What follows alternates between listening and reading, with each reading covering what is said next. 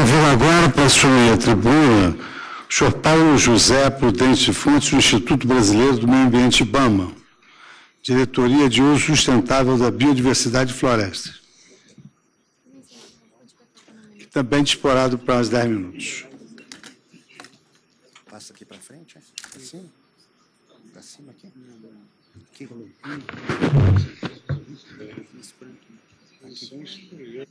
Ok. Boa tarde, ministro, mais autoridades da mesa, a todos os presentes. Inicialmente, queria agradecer o convite ao IBAMA para poder trazer alguma contribuição a esse debate, a essa audiência. Queria começar dizendo, eu ouvi aqui várias falas atentamente e me pareceu, senhor ministro, que o código, esse atual código, ele foi colocado para promover o desmatamento. E eu queria começar dizendo da vocação florestal do nosso país. Eu começaria dizendo de que, além de mega diverso, o nosso país ele tem a maior cobertura florestal territorial de todos os países. Ele representa hoje cerca de 60% de todo o nosso território. Isso é pelo menos o dobro da média mundial, que está em torno de 30%. Então, apesar de todos os desmandos, desde o nosso descobrimento, de tudo aquilo que aconteceu de degradação até hoje nesse país, dos desmatamentos ilegais que nós acompanhamos e combatemos, nós ainda temos 60% de cobertura florestal nesse país. E eu acho que esse é o nosso grande patrimônio.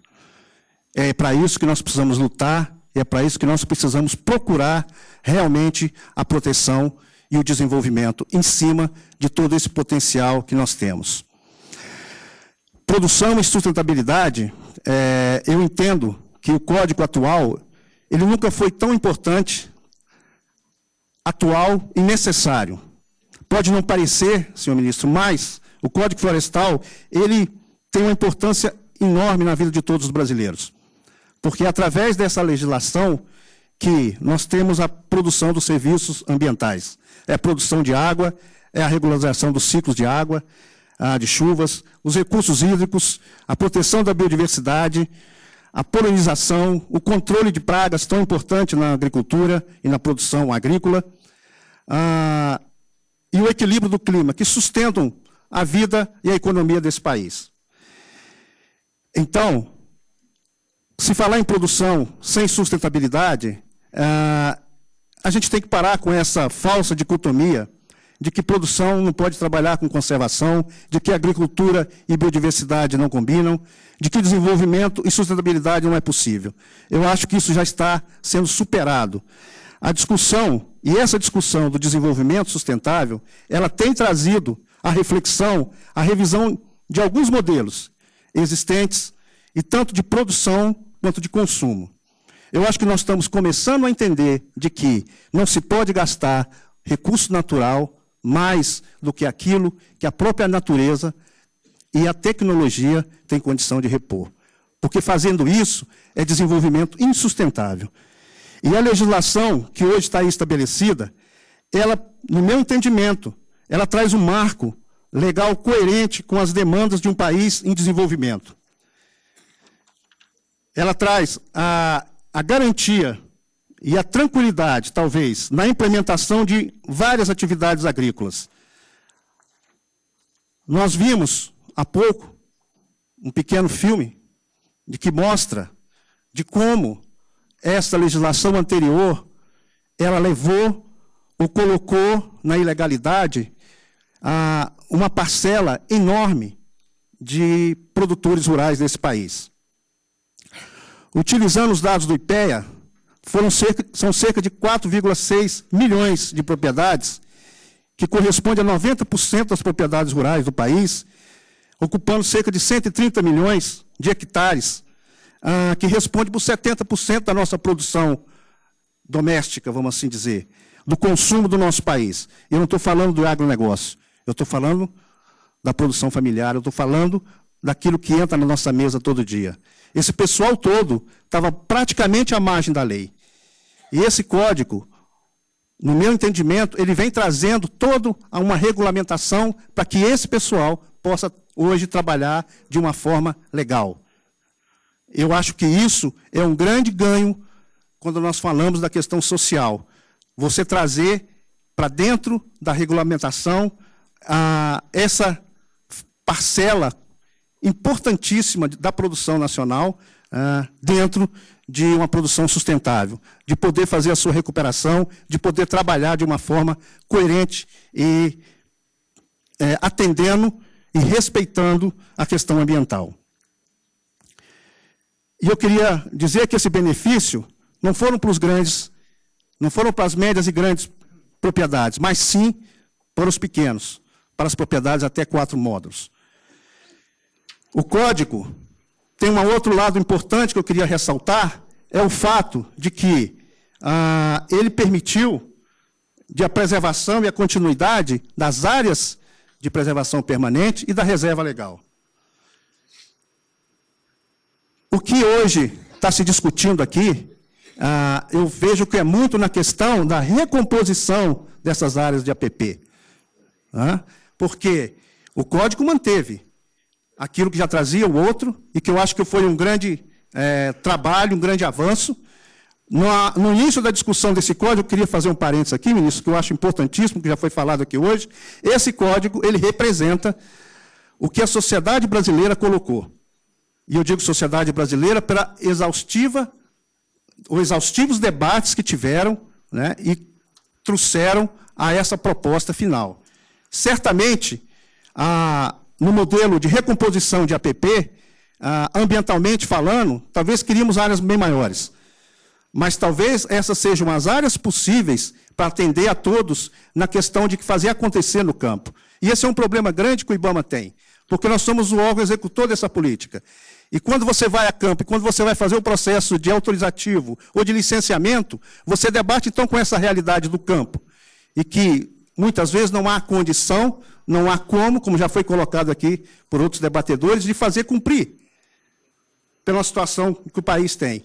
Então, eu entendo que essa atividade é a possibilidade de se conseguir trabalhar.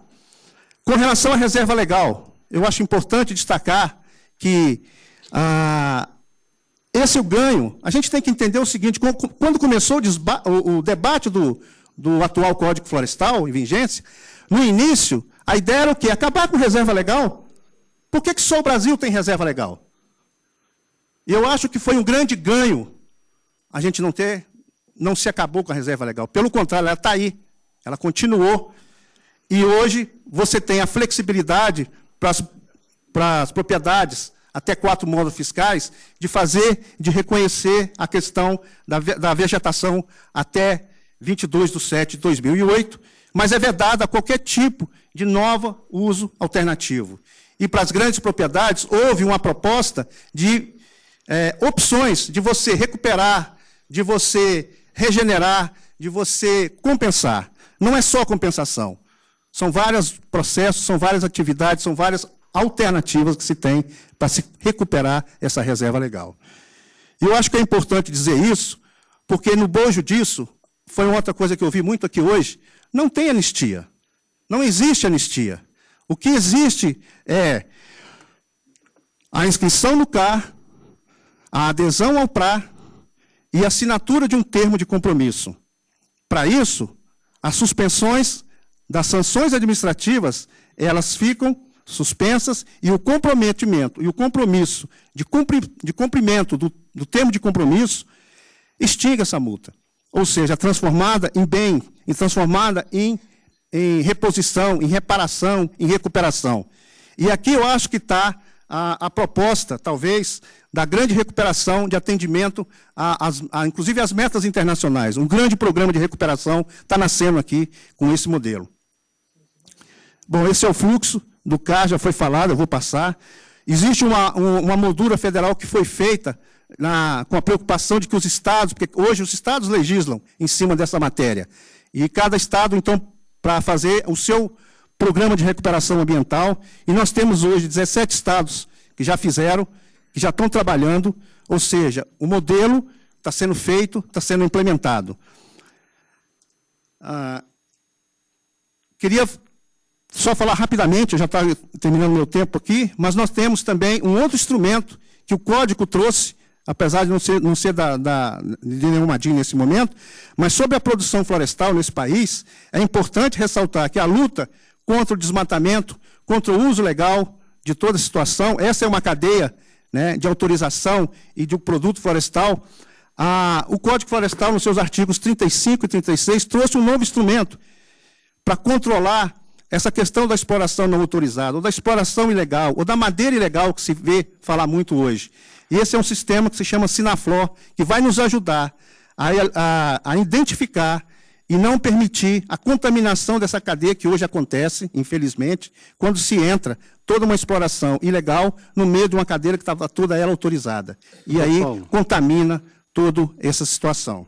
Doutor Paulo José, poderia concluir, por gentileza? Ok, concluindo então, eu só queria dizer que, reforçando, senhor ministro, na questão aqui do último slide, que foi falado muito em desmatamento, que esse código promovia o desmatamento. Ora, se nós pegarmos ali a marca do tempo de lançamento do Código Florestal, 25 de maio de 2012, até hoje, na verdade, não houve aumento de desmatamento no país, né? Eu acho que isso é importante, porque tudo que está se fazendo é para combater o desmatamento, e não para que ele venha a ser aumentado. Obrigado. Muito obrigado.